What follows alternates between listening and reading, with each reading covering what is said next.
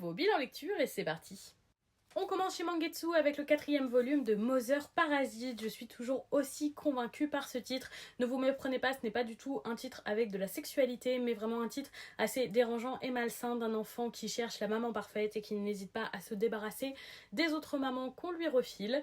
Très très intéressant, un petit peu dans le style Les liens du sang. J'ai absolument adoré cette lecture. Ce tome nous révèle beaucoup de choses et surtout un personnage très intéressant. J'ai hâte de lire la suite. On passe chez Pika avec l'intégrale en 2 volumes du titre Je veux manger ton pancréas. J'avais déjà vu le film que je trouve incroyable et je pense que je préfère le film parce que les OST et l'animation sont vraiment super.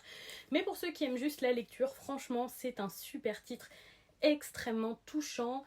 Dès le début, on sait ce qui va se passer et pourtant la fin a su m'étonner une fois de plus, même si je la connaissais déjà avec le film, la fin est toujours aussi étonnante. J'ai beaucoup aimé cette lecture, très très touchante, émotivement très prenante. J'ai beaucoup pleuré à la fin de ce titre. C'est une lecture que je vous recommande vraiment fortement, qui est super belle. Et dans ce style, on sait dès le début que le personnage va mourir, mais il va se passer des choses au milieu, dont une romance. Franchement, je pense que c'est le meilleur du style. On passe chez Soleil Manga avec les tomes 1 à 7 de Between You and Me, donc un titre de Saki Aikawa. J'ai pas mal de ces titres dans ma pile à lire que j'avais acheté il y a de nombreuses années parce que j'avais beaucoup aimé Is the Beast à l'époque. Plus je grandis, moins j'apprécie ces titres, plus j'y vois des choses dérangeantes et plus je les trouve un peu banales. Et c'est un petit peu ce qui s'est passé avec Between You and Me.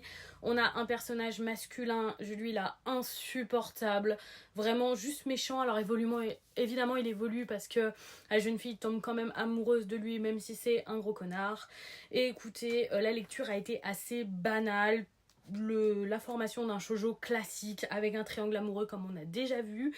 Plus bonus personnage insupportable, franchement c'est pas pour moi. Je pense que j'ai de 1 passé l'âge de ce genre de romance, de 2 lu trop de romances dans ce style et de 3 les relations toxiques ça passe plus. Résultat, je ne vais pas continuer. On passe chez Nomi Nomi avec les tomes 2 à 6 de Tant qu'il est encore temps, je t'aimerai. Et là, écoutez, c'est plutôt que le public ciblé est très jeunesse. Ils disent 11 ans et plus. Franchement, c'est plutôt 11-13 ans. Et après, je pense qu'on est déjà trop vieux pour ce style de lecture.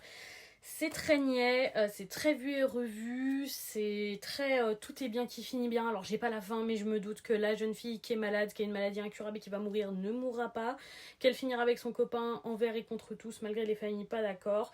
C'est très bateau, c'est très cliché, c'est très niais. Si vous aimez ça, ce sera pour vous, mais j'avoue que moi c'est plus du tout ce que j'appréciais. J'ai passé l'âge vraiment de ce style de lecture. Et donc voilà pour ce bilan. Dites-moi si vous avez lu ces titres ou si certains vous tentent.